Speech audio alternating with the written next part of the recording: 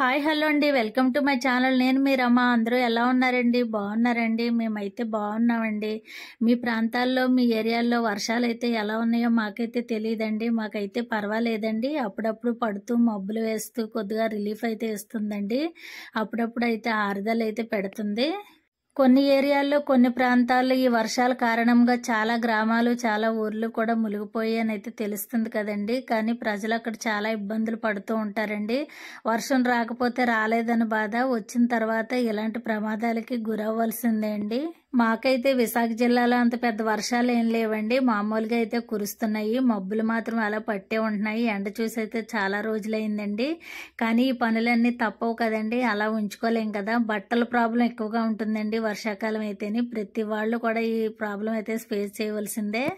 వర్షాలు ఉన్నన్న రోజులు బట్టలు అయితే ఉతుక్కోకుండా ఉండలేమండి. అలాగని ఉతికి ఆరేసుకుందామంటే ఎండ రాదు. కానీ నీడలోను ఫ్యాన్ గాలుల కింద వేస్తే కనుక వాటి స్మెల్ అయితే మరి మామూలుగా ఉండదండి. నేనైతే ఈ వర్షంలోనే వాకిలైతే తుడిచేసి ఇంకా నీళ్ళైతే జల్లలేదండి. అదంతా వర్షమే. ముగ్గైతే వేసేసాను. ఇక్కడ మా ఆయన అయితే సీతాఫలాలు, అరటిపళ్ళు, అలాగే బొప్పాయి పళ్ళు కూడా తీసుకుని వచ్చారండి. సీజన్ ఫ్రూట్స్ తప్పనిసరిగా తింటూ ఉండాలండి. ఈ సీజన్ లో వర్షాకాలంలో బొప్పాయి పళ్ళు అయితే ఎక్కువ తింటూ ఉండాలంటండి. ఎందుకంటే వైరల్ ఫీవర్లు అవి వస్తూ ఉంటాయి కదా, వాటికైతే ఇవే మంచి ఆరోగ్యమైనటువంటి ఫ్రూట్స్ అని అయితే అంటున్నారండి. సీతాఫలాలు కూడా ఆరోగ్యానికి చాలా మంచిదే అండి. ఫైబర్ కంటెంట్ కూడా ఎక్కువగానే ఉంటుంది. ఇది సీజనల్ ఫ్రూట్ కాబట్టి కంపల్సరిగా తినాలండి. నేనైతే ఇక్కడ ఒక అద్భుతమైన హెయిర్ ప్యాక్ అయితే చూపిస్తున్నానండి. ఇదైతే నేను వారానికి 2-3 సార్లు అయితే పెట్టుకుంటానండి. నేను రిజల్ట్ పొందిన తర్వాత ఈ వీడియోలో అయితే పెడుతున్నానండి. ఈ హెయిర్ ప్యాక్ కావాల్సిన ఇంగ్రీడియంట్స్ ఏంటంటే మెంతులండి. మనందరికీ తెలిసిందే కదా. మెంతులైతే ఒక స్పూన్నర వేసుకోవచ్చండి మన హెయిర్ని బట్టి. అలాగే కలువంజి సీడ్స్ కూడా నేను ఒక స్పూన్ వేసానండి. అవిసె గింజలు ఒక స్పూను. ఇందులో ముఖ్యంగా రైస్ వేసానండి. రైస్ కూడా వేసేసిన తర్వాత మనం ఓవర్నైట్ అయితే వాటర్ వేసుకుని నానబెట్టేసుకోవాలండి. ఒక చిన్న సైజు ఆనియన్ కూడా వేస్తున్నానండి నేను. ఆనియన్ కూడా మన హెయిర్ మీద చాలా బాగా పనిచేస్తుందండి.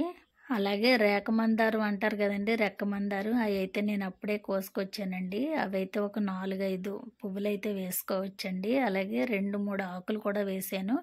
ఇవన్నీ కలిపి మనం మెత్తని పేస్ట్ లాగా అయితే తయారు చేసుకోవాలండి. పేస్ట్ తయారు చేసుకున్న తర్వాత ఒక 1/2 అవర్ అయితే పక్కన పెట్టేసిన తర్వాత మన హెయిర్కి అయితే అప్లై చేసుకోవాలండి. ఎన్నో వీడియోల్లో ఎన్నో రకాల హెయిర్ ప్యాక్లు అయితే చూపిస్తున్నారండి. కానీ ఇది అద్భుతంగా రిజల్ట్ అయితే కనిపిస్తుందండి. వారానికి 2-3 సార్లు మాత్రం ఈ విధంగా చేయండి. ఇందులో పెద్ద శ్రమ లేదు. అలాగే ఇది ఖర్చు లేని పని కదండి. చాలా సులువుగా అయితే మనకి హెయిర్ అయితే రిజల్ట్ అయితే వస్తుందండి. గ్రోత్ కనిపిస్తుంది. ఉల్లిపాయ ఇలా 4 ముక్కలుగా కట్ చేసి అయితే వేసానండి. చూడండి, ఇది మనం నైట్ అంతా నానబెట్టుకున్నాం కదా, ఈ విధంగా అయితే నానేయండి. ఇవన్నీ కూడా వాటర్ వడకట్టేసి వేస్తే మనం నలిగేటప్పుడు మనం ఈ వాటర్ పోసుకుంటూ అయితే గ్రైండ్ చేసుకోవచ్చండి. ఈ రోజుల్లో చిన్న పెద్ద తేడా లేకుండా ప్రతి ఒక్కరు కూడా హెయిర్ ప్రాబ్లంతో బాధపడుతున్న వారే ఎక్కువగా ఉన్నారు కదండి.